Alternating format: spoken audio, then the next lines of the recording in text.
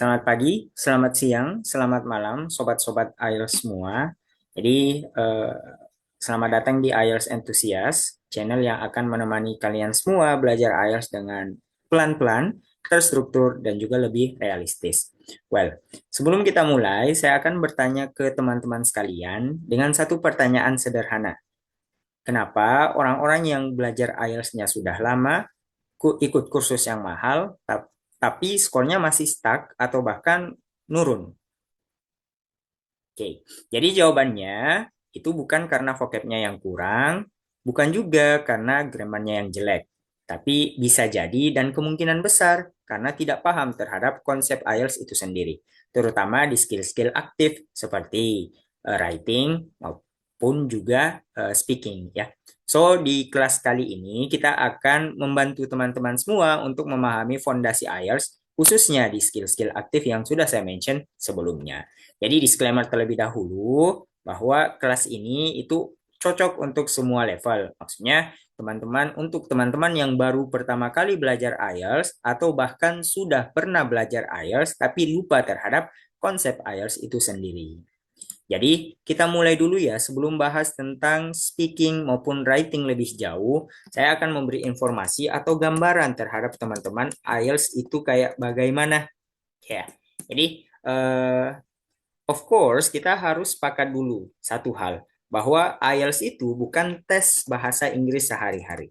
Kalau bukan tes bahasa Inggris sehari-hari, itu terus apa IELTS itu? Jadi, IELTS adalah tes yang dibuat untuk mengukur kemampuan test taker terkait bagaimana mereka menggunakan bahasa Inggris untuk menyampaikan ide dengan baik dan benar dalam konteks akademik. Jadi maksudnya teman-teman pertama bukan sekedar ngomong kalau speaking ya, bukan sekedar ngomong, harus terstruktur, jelas maknanya apa dari awal, misalnya dia mentionnya A berarti sampai akhir juga ya of course harus A ya. Kedua, bukan sekedar sekedar grammar yang benar.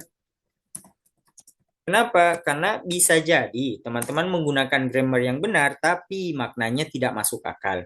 Bisa jadi juga grammarnya sudah benar, ya kalimatnya masuk akal, tapi konteksnya tidak sesuai ya. Jadi IELTS itu adalah penggunaan bahasa yang benar secara gramatikal ya, gramatikal, kemudian logika, dan terakhir itu konteks bahasa. Oke. Oke, so ini adalah gambaran besar daripada IELTS itu sendiri dan juga banyak orang yang gagal paham ya, gagal karena belajar IELTS seperti belajar bahasa Inggris di sekolah. Padahal IELTS itu sendiri punya standar penilaian teman-teman yang disebut dengan band descriptor. Band descriptor ini sendiri itu mulainya 0 sampai 9. Jadi skor yang paling tinggi di dalam IELTS itu ada 9 dan setiap skill memiliki band descriptornya masing-masing. Maksudnya untuk reading untuk mendapati nilai 9 harus kayak gimana ya ada sendiri syaratnya. Begitu pula di listening, di writing maupun di speaking itu sendiri. Ya, untuk band descriptor kita akan bahas lebih jauh di kelas-kelas selanjutnya. So, teman-teman, selama belajar IELTS dan juga menemani teman-teman saya belajar IELTS, 80% dari mereka mengatakan bahwa speaking dan writing ya, itu tuh adalah dua skill yang paling sulit. Kenapa demikian? Apakah benar speaking dan writing adalah skill yang paling sulit? Ya, bisa dikatakan benar karena ada dua alasan utama. Jadi yang pertama ya, yang pertama adalah speaking dan writing ya adalah skill aktif. Namanya skill aktif, teman-teman, kita tidak boleh berhenti belajar. Ya. Tapi kita juga harus memproduksi bahasa yang kita pelajari dan melakukan evaluasi terhadap bahasa yang kita pelajari. Berarti kalau maksudnya memproduksi speaking ya berarti of course teman-teman harus speaking setiap hari. Memproduksi writing ya of course teman-teman harus nulis setiap hari. Nah, tidak berhenti di speaking saja setiap hari atau writing saja setiap hari, tapi teman-teman juga harus melakukan evaluasi. Nah, alasan kedua ya, kenapa speaking dan writing itu sulit karena ya banyak yang mengatakan kalau speaking, ketika melakukan speaking itu harus seperti native. Padahal tidak juga teman-teman ya. Yang penting ide yang kita sampaikan itu tuh eh, apa? Ide yang kita sampaikan dipahami oleh si examiner. Terus banyak juga yang mengatakan kalau writing harus pakai kata-kata susah. Padahal tidak juga, semakin tinggi levelnya, semakin tinggi level kata, karena level kata kan mulai dari A1 sampai C2, maka semakin sempit konteks penggunaannya. Jadi tidak semua kata yang berada di level paling tinggi itu tuh bisa digunakan di mana saja. Jadi mungkin di B2 dan C1 itu tuh teman-teman sudah cukup ya ketika menulis. Nah, terus selanjutnya adalah grammar yang harus sempurna.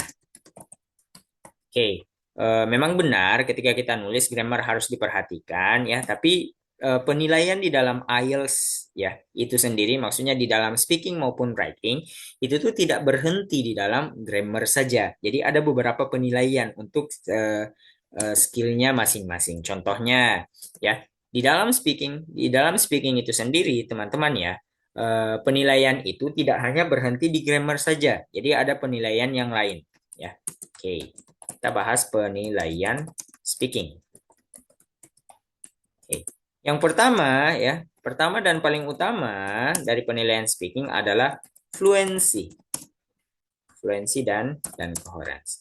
Maksud dari fluency dan coherence ini yaitu kalau fluency seberapa lancar teman-teman berbicara menggunakan bahasa Inggris ya. Berarti menggunakan bahasa Inggris ya selancar apa? Oke, beberapa orang mengatakan bahwa seperti native itu seminimal-minimalnya dalam 1 menit mampu memproduksi 90 sampai 150 kata. So, kalau teman-teman sudah bisa memproduksi 190 sampai 150 kata dalam 1 menit, nah berarti fluensi teman-teman itu tuh sudah seperti native. Itu fluensi ya. Nah, kemudian coherence ini kesinambungan antara satu ide dengan ide yang lainnya. Kalau di speaking berarti kalau di kalimat awal mentionnya A, berarti sampai akhir harus sesuai dong. Jangan tiba-tiba misalnya di kalimat awal teman-teman mention A, tapi di akhir langsung B. Ya, berarti tidak coherence, tidak berkesinambungan. Nah, kemudian yang kedua adalah lexical resource, ya. Nah, lexical resource ini berarti bagaimana teman-teman menggunakan sebuah kata ya. Misalnya, kapan harus menggunakan kata use, kapan harus menggunakan kata usage, kapan harus menggunakan kata utilization ya. Sama juga konteksnya, kapan harus menggunakan kata convertible, kapan harus menggunakan kata cozy, kapan harus menggunakan kata convenient. Nah, jadi ini pemahaman terhadap sebuah kata, yaitu lexical resource. Yang ketiga adalah grammatical range and accuracy. Nah, ini nih baru grammar kita dinilai seberapa tepat kita menggunakan sebuah grammar. Paling sederhananya subjek verbnya tepat ya. Kalau pakai he, maka verbnya ada s-nya. He is atau he has atau he sleeps. Nah, kalau menceritakan masa lampau berarti teman-teman harus pakai tenses past. Kalau menceritakan masa depan ya of course maka teman-teman harus menggunakan tenses future. Seperti itu. Tapi tidak berhenti di situ saja ya maksudnya. Kalau grammatical range dan accuracy setidaknya mampu juga menggunakan ketika berbicara mampu menggunakan klausa-klausa, frasa-frasa, klausa-klausa ya yang baik dan benar. Nah, yang terakhir yang dinilai di dalam speaking IELTS itu sendiri adalah pronunciation. Jadi buat teman-teman yang merasa kayaknya aksen saya ini tidak Inggris, aksen saya ini tidak Amerika, ya don't be worry ya. Karena yang dinilai ya tidak ada penilaian terhadap aksen apa yang kita gunakan. Buat teman-teman yang ada dari Sulawesi, silahkan pakai aksen Sulawesi. Buat teman-teman yang dari Sumatera, silahkan pakai aksen Sumatera. Kalimantan, Jawa, dan Papua, silahkan teman-teman pakai aksennya masing-masing ya. Intinya adalah pronunciation-nya yang benar. Gitu ya. Jadi teman-teman tidak perlu ragu untuk bagaimana sih speaking itu sendiri. Jadi karena ada banyak penilaian sehingga ya teman-teman of course harus belajar di setiap setiap penilaiannya. Jadi jangan hanya berfokus di grammar saja.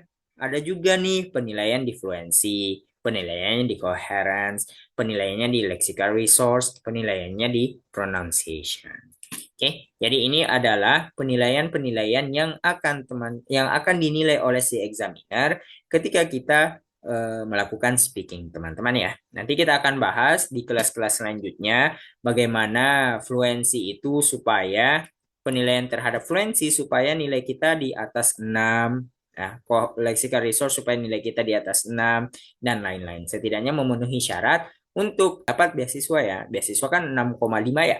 Nah, ya kayak gitu. Nah, ini penilaian daripada speaking. Sekarang kita akan bahas sedikit juga ya terkait penilaian terhadap penilaian yang ada di writing itu sendiri. Ya, sama dengan speaking, teman-teman. Jadi kalau di writing penilaiannya ada 4 juga ya. Of course ada grammarnya juga. Yang pertama adalah task response. Nah, task response itu sendiri di dalam writing yaitu bagaimana kita menjawab. Maksudnya bagaimana? Ya, kita sederhanakan saja. Kalau teman-teman ditanya siapa namamu dan teman-teman berkata saya dari A, saya dari B. Nah, itu berarti tidak memenuhi task response. Kenapa? Ya, karena yang ditanya nama tapi kita menjawab asal. Ya, asal kita dari mana? Meanwhile, seharusnya ketika teman-teman ditanya siapa namamu, maka teman-teman menjawab nama saya Alexandro misalnya. Nama saya eh, eh, Beckham misalnya. Jadi kayak gitu ya. Ditanya A, of course harus jawab A. Kemudian yang kedua adalah coherence, ya, coherence dan cohesion. Coherence dan cohesion itu sendiri sama ya, hampir sama dengan di speaking. Di speaking kan ada coherence-nya nih. Nah, kalau di writing ditambahi cohesion, berarti kesinambungan antara satu ide dengan ide yang lainnya ya. Tidak hanya di satu ide dengan ide yang lainnya, tapi kesinambungan antara paragraf per paragraf kalimat ide dengan ide yang lainnya, kalimat dengan kalimat yang lainnya, paragraf dengan paragraf yang lainnya kayak gitu. Atau garis besarnya idenya tidak jumping-jumping. Maksudnya tidak jumping-jumping kayak gimana? Jadi kalau misalnya di awal bilangnya A B ya sampai akhir itu A B A B A B terus. Tidak tiba-tiba A B B A B B A. Itu tuh berarti idenya jumping-jumping. Nah, itu yang akan dinilai di writing ya. Kemudian yang ketiga yang akan dinilai di writing yaitu ya of course ada di grammatical range dan accuracy lagi ya. Jadi sejauh mana teman-teman bisa menggunakan grammar, sejauh mana teman-teman paham terhadap penggunaan grammar dalam bahasa tulisan. Terus yang terakhir sama juga ya, yang dinilai di dalam rating itu adalah lexical resource ya. Yang namanya juga skill aktif ya, berarti teman-teman of course harus mengetahui bagaimana cara penggunaan vocab yang baik dan benar. Oke, seperti itu teman-teman. Nah, banyak dari teman-teman saya ya yang tulisannya itu teman-teman ya, tulisan dan cara speakingnya itu dia full vocab akademik. Tapi ternyata setelah real test bandnya itu masih di bawah 6,5. Berarti antara 6, 5,5, 5,0, 4,5. Kenapa? Karena mereka ketika melakukan speaking atau ketika melakukan writing ya tidak fokus, idenya tidak tahu yang mana. Maksudnya di awal ya, misalnya kita pakai patokan writing. Di awal dia mentionnya A ya di paragraf awal. Di paragraf kedua dia mentionnya B. Di paragraf ketiga dia mentionnya C. Ya, di paragraf terakhir dia mentionnya A. Jadi idenya tidak fokus sehingga pembaca ya mau paham juga bagaimana caranya ya. Karena dari awal sampai akhir tidak tidak ada alurnya, tidak flow tulisannya kayak gitu. Kemudian juga ketika berbicara ya, paragrafnya kalimatnya tidak jelas ya. Ditanya A, jawabnya B. Ditanya B, jawabnya C. Ya, padahal kan seharusnya kita ditanyanya A, ya of course jawabnya A. Tidak perlu bertele-tele ya, teman-teman sekalian. Nah, yang penting, yang paling terakhir adalah template. Ya, jadi teman-teman saya yang eh, tulisannya itu vocabnya itu vocab-vocab akademik, tapi ternyata setelah real test mereka mendapati nilai di bawah 6,5 karena dia menggunakan template. Jadi ya permasalahan pertama, template itu bagus ya teman-teman ya. Jadi tidak ada masalah terhadap menggunakan template, tapi yang salah adalah ada di kitanya. Kenapa? Karena kita tidak tahu bagaimana menggunakan template yang baik dan benar. Jadi template itu tidak masalah untuk digunakan asalkan syaratnya terpenuhi. Berarti syaratnya sesuai dengan konteksnya. Seperti itu, teman-teman. Nah, untuk hari ini segini saja kelas kita ya.